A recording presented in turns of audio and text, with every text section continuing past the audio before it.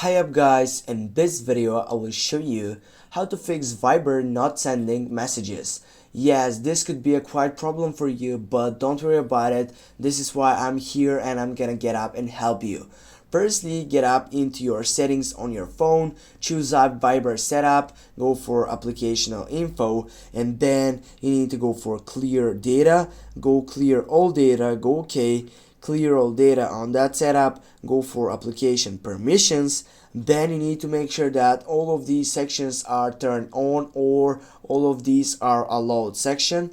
Get back, go to your Play Store, and then type for Viber. When you get up right there, you need to make sure that you have the latest version of Viber.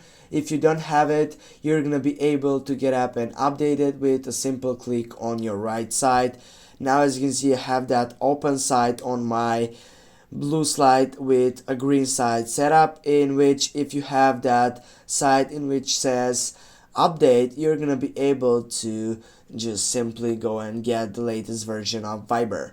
Thanks for watching guys, don't forget to hit that like and share the video. See you soon.